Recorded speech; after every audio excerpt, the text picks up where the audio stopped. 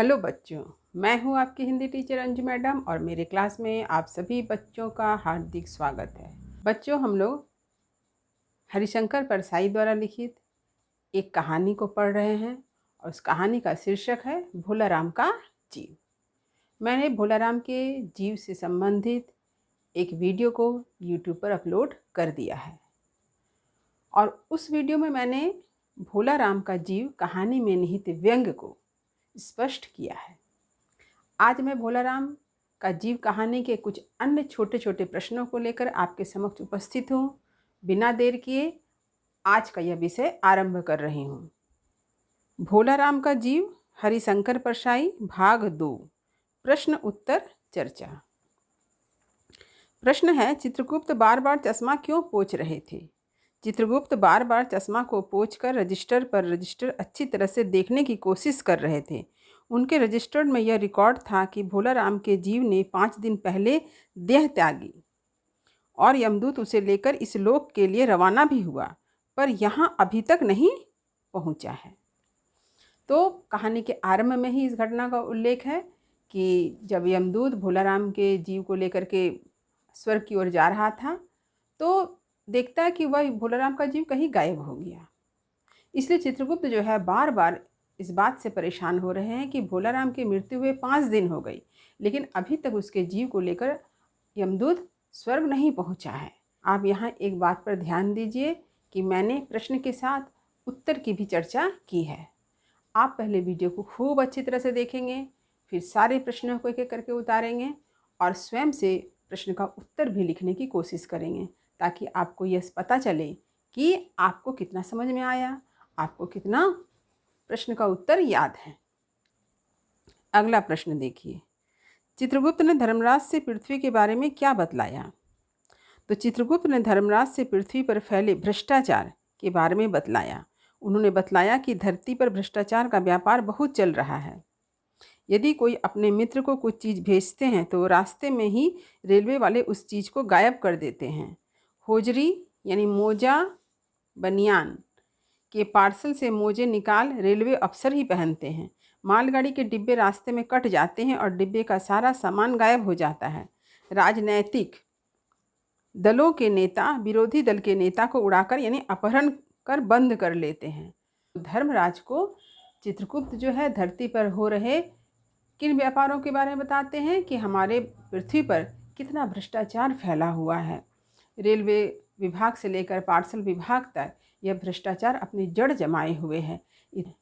इतना ही नहीं, राजनीतिक दलों के जो नेता होते हैं वे भी विरोधी दल के नेता का अपहरण कर लेते हैं। प्रश्न देखिए, नारद मुनि कौन है, वे वहाँ क्यों आए थे? तो नारद मुनि ब्रह्मा जी के मानस पुत्र नारद कहलाते हैं। तो ये मानस पुत्र कौन है? नारद। किसके मानस पुत्र हैं? ब्रह्मा के मानस पुत्र हैं। पौराणिक कथा है, उसके अनुसार से ब्रह्मा के मन से 10 पुत्र उत्पन्न हुए, इसलिए इन्हें मानस पुत्र कहा गया है। इन 10 पुत्रों में से नारद जी भी एक हैं। तो उनके नाम क्या क्या है मैं आप लोगों को बताती हूँ, आप चाहे तो इसे नोट कर सकते हैं। तो ये जो 10 हैं ये ब्रह्मा के मानस पुत्र हैं।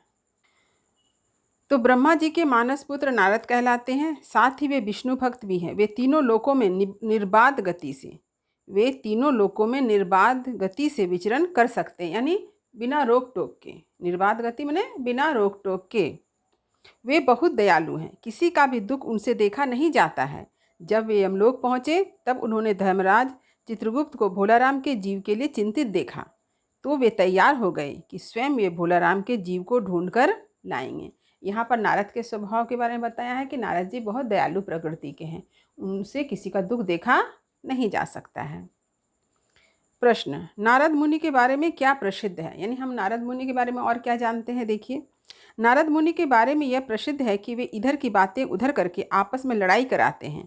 यही वजह है कि जो व्यक्ति इस प्रवृत्ति का होता है उसे नारद मुनि कहा जाता है।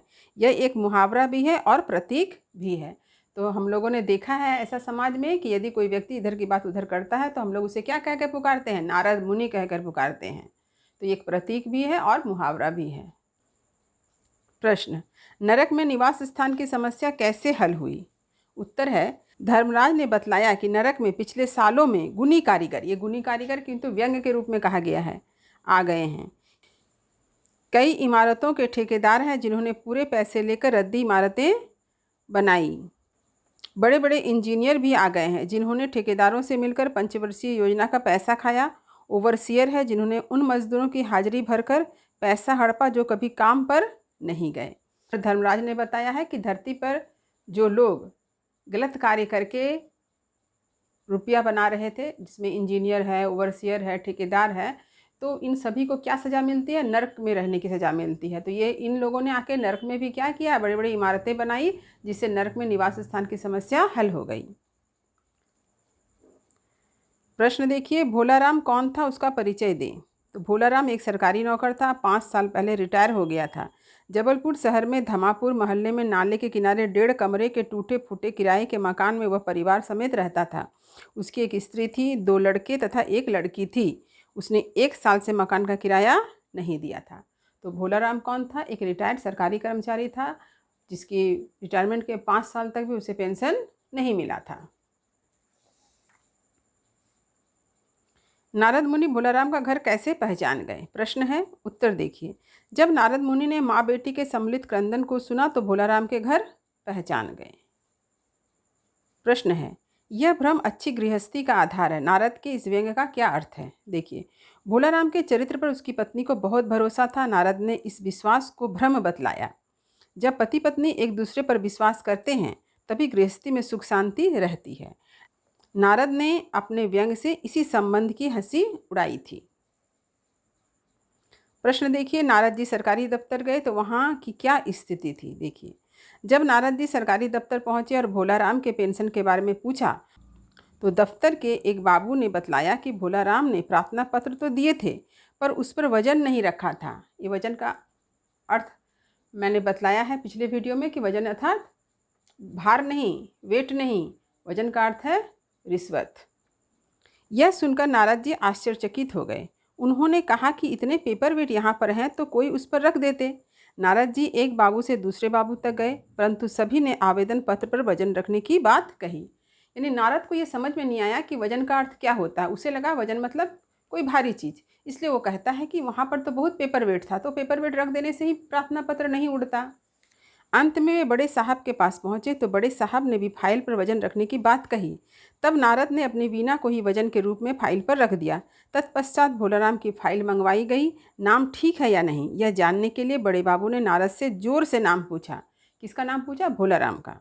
नारद ने सोचा कि बड़े साहब शायद कान से कम सुनते हैं, अतः नारद ने जोर से भोलाराम नाम कहा और भोलाराम का जीव ने सोचा कि शायद डाकिया आ गया है। उसने फाइल के दरख्वास्तों से ही अपनी उपस्थिति बतलाई। मतलब यह है कि भोलाराम का जीव यमदूत की पकड़ से भागकर अपने पेंशन की फाइल के दरख्वास्तों के बीच छिपा था। जिस भोलाराम का जीव को ढूंढने नारद पृथ्वी लोग आए थे वह उन्हें मिल गया। यानी भोलाराम का जीव यमदूत के हाथ से भागकर कहाँ जाकर छिप गया था? फाइल के दरख्वास्तों के बीच। और जब नारद भोलाराम के पेंशन का काम करवाने जब उसके दफ्तर जाते हैं तो वहाँ पर ही भोलाराम का जीव का पता चलता है। भोलाराम का जीव कहानी का अंत भी मार्मिक व्यंग के साथ हुआ है। इस संबंध में आपके क्या विचार हैं? देखिए, जब सरकारी कार्यालय में नारद जी पहुँचे और अपनी वीणा को फाइल पर वजन यानी रिश्वत के रूप में रखा तभी भोलाराम की पेंशन की फाइल मंगवाई गई। नाम सही है कि नहीं यह जानने के लिए दफ्तर के बड़े बाबू ने जोर आवाज में नारद से भोलाराम का नाम पूछा। तब नारद के जोर से भोलाराम कहने पर फाइल में चिपका भोलाराम का जीव चौंक पड़ा और उसे लगा कि कोई डाकिया आया है पेंशन के आदेश को लेकर। यानी जब नारद जी भोलाराम का नाम जोर से बोलते हैं तो भोलाराम का जीव चौंक पड़ता है। उसे लगता है कोई डाकिया जो है पेंशन का ऑर्डर लेकर के आया है। भोलाराम जब तक जीवित रहा रिटायर्ड के 5 वर्षों तक पेंशन की दरख्वास्तों में ही उलझा रहा। मरने के बाद भी वह स्वर्ग जाने के बजाय उन्हीं दरख्वास्तों से चिपका रहना चाहता है। नारद के साथ वह स्वर्ग जाने से इनकार कर देता है। मानव जीवन की इस विडंबना को लेखक ने कहानी के अंत में बड़ी मार्मिकता के साथ प्रस्तुत किया है कि जो मनुष्य आजीवन पेंशन के फाइलों में उलझा रहा, उसके दरख्वास्तों से उलझा रहा, वह व्यक्ति मरने के बाद भी स्वर्ग का अभिलाषी नहीं है। वो मरने के बाद भी चाहता है कि वो पेंशन के फाइल से ही चिपका रहे। ये मानव जीवन की बहुत बड़ी विडंबना है, जिसे व्यंग्य के रूप में हरिशंकर परसाई जी ने इस कहानी में प्रस्तुत किया है। तो उम्मीद करती हूँ आज मैं जिन प्रश्नों के साथ साथ उसके उत्तर की भी चर्चा प्रस्तुत की हूँ वह आपको अच्छी तरह से समझ में आ गया होगा। मैंने हमेशा कोशिश की है कि हर चीज़ को लिख कर प्रस्तुत किया जाए ताकि आपको पूरे विषय की अच्छी जानकारी हो सके। तो वीडियो को लाइक करें, शेयर करें। जो बच्चे चैनल पर नए हैं वो चैनल को सब्सक्राइब करना ना भूलें। तब तक पढ़ते रहिए, जीवन में आगे बढ़ते रहिए।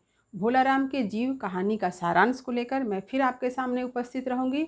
मेरी शुभकामनाएं आप सभी बच्चों के साथ है। धन्यवाद।